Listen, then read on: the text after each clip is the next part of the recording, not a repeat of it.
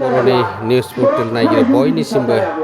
दुलाराय बाथौ गौथुमनि जानानै सिबिनाय आरो खुलुमनायखौ बावहरग्रोदों। दिनै दुलाराय बाथौ गौथुमनि 32थि बोसोरारि जथुम्मा सानथामनि हाबाफारिजों खुंनो लानाय तामुलपुर जिल्लानि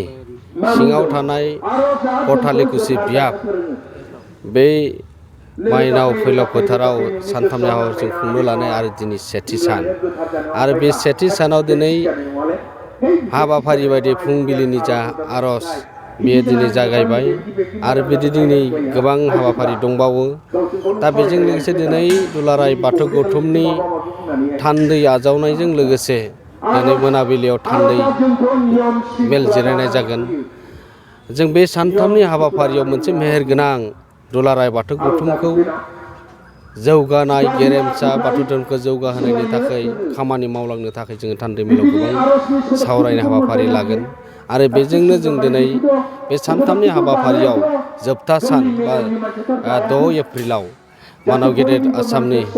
CM डक्टर हेमन्त बिश्व शर्मा बेवहाय बाहागो लाफैगोन। मानाव गेदेर बिटिआरनि चिफ गाहाय मावफुं सोद्रोमा प्रमद बर' बिथाङाबो बाहागो लाफैगोन। मानाव गेदेर जोंनि पद्मश्री बान्था मोनगिरि डक्टर अनिल बर' बिथाङा बाहागो लाफैगोन। बेबायदिनो गोबां आलासिफोर जों हांख्रायदों। बेवहाय जों बेजोंनो मोनसे मोजां जोङो दुलाराय बाथौ गौथुम आरो बर' माहारिनि थाखाय जोङो आसाम गभर्नमेन्ट आरो बिटिआर गभर्नमेन्टनिफ्राय माखासे फोसावनांगौ गोनां मावलांनांगौ गोनां धोरोमारि बिथिङाव जौगाहोलांनो गोनां दुलाराय बाथौ गौथुमा आसाम गभर्नमेन्ट आरो बिटिआर गभर्नमेन्टखौ खुथार खावलायनायनि लेखा जों गोबां जोङो थानसालि जौगाहोनाय लुफुंनाय आरो दौरि आसारि बिथांमोननो जोङो 10,000 बिटिआरनिफ्राय राङारि अनसुंथाइ मोननो हागोन आरो बेखौ जोङो डेम' चेक हिसाबै आरो बिथांमोननो 10,000 रांखौ बिटिआर गभर्नमेन्टनिफ्राय मोननो हानाय चेकखौ जोङो सा 210 जन दौरि आसारि बिथांमोननो राङारि अनसुंथाइ होनायखौ जोङो बै गेवलां मेलनि गेजेरजों जोङो होनाय जागोन आरो बेजोंनो लोगोसे जोङो आसामाव थानाय आरो बिटिआराव थानाय गिदिर गिदिर बाथौ थानसालिफोरखौ लुफुंनो थाखाय इन्डिजिनियास डिपार्टमेन्ट आरो बिटिआर गभर्नमेन्टनिफ्राय जा दुलाराय बाथौ गौथुमा मावथांखि लानानै बिथांमोननिसिम जों खावलायनाय लेखा बिथांमोना जायगा जायगा बाथौ थानसालि लुनायनि हाबाफारिया जागायदों आरो बे बबेबा जिल्लाफोराव बेयो आबुं महर मोनबाय। जोङो 5 लाख राङै जोङो इन्डिजिनियास डिपार्टमेन्टनिफ्राय जोङो गं 200 बाथौ थानसालिनिफ्राय थानसालिनि दा बर्थमान मोननो हादों आरो बिनि उनाव प्राय 800 बाथौ थानसालि दङ। बेखौबो बिथांमोना बुंनाय बायदियै जोंनो फोसावलांगोन। माखासे बेबायदिनो होबावनो दङ। जोङो जायगाफोराव गोबां जायगाफोराव जोङो लामा सेरफोराव बाथौ थानसालि लुनायनि जिखिनि हाबाफारि लादों दुलाराय बाथौ गौथुमा बिथांमोना बेखौबो नाजागोन होननानै बुंदों। बाथौ धोरोमखौ जोङो जौगासार होनो थाखाय दुलाराय बाथौ गौथुमा गोबां बोसोरनिफ्राय नाजायै बाथौजिमनि बाथ्रा नेशनेल हलिनि बाथ्रा जोङो मानाव गेदेर भारत हादरनि नखर मन्त्रि अमित शाह बिथांजोंबो थांनाय बोसोराव थेलामाराव गौमा आर'जआव लाबोनाय जादोंमोन। दा बेजोंनो बिथाङा बे 1 बोसोराव स्टाडि खालामनानै मोनबाय। दा थांनाय जोंनि बे बर' फरायसा आफादनि बे गेवलां मेलाव बिथाङा गाहाय आलासि हिसाबै बाहागो लाफैदोंमोन। बेवहाय बाथौ धोरोमनि सायाव गोबां बाथ्रा बुंदों आरो बाथौ धोरोमखौ नेशनेल लेभेल इन्टारनेशनेल लेभेलसिम लांनायनि बाथ्राखौ जों बिथांनि खुगानिफ्राय खोनानो मोन्दों आरो रायजो राजा जोंनि आसामाव फैना बिटिआराव फैनानै गोबां बाथ्राफोर दिनै धोरोम बिथिङाव जौगानाय आरो धोरोमनि गेजेरजों राव थुनलाइ आसार खान्थि आरो जोंनि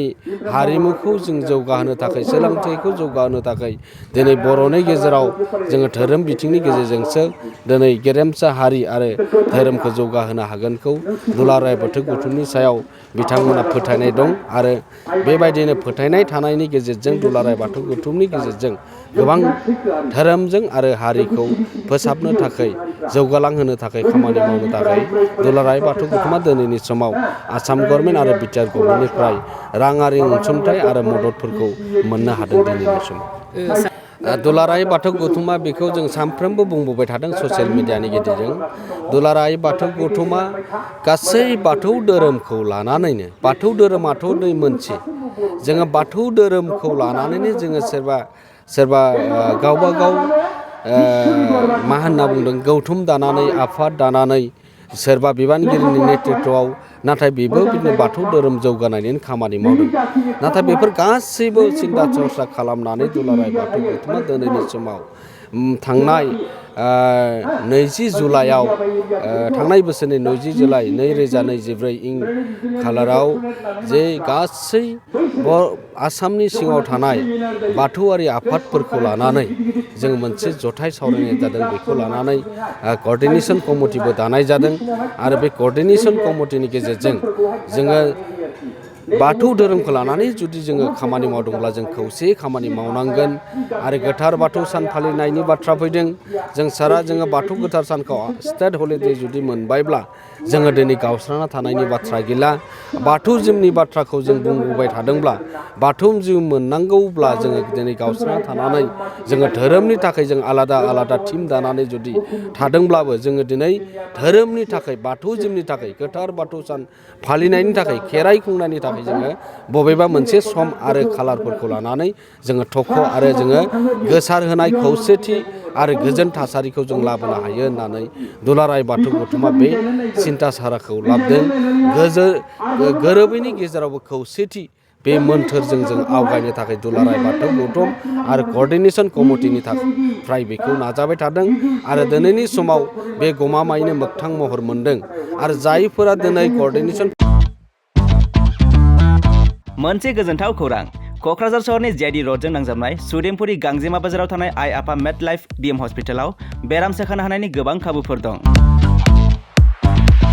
जेरै नोंथाङा आइ आफा मेड लाइफ बिएम हस्पिटालाव गासै समावनो इमारजेन्सि डक्टर्सफोरखौ एभेलेबल मोननो हागोन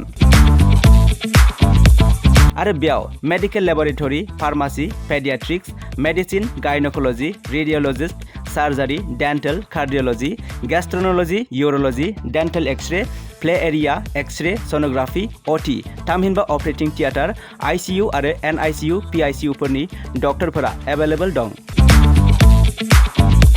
लोगोसे normal delivery C sections gall bladder stone kidney stone appendix आरो हार्नियाफोर बेराम जानायफोरखौ अपारेशन खालामनायनिबो सुबिदा दं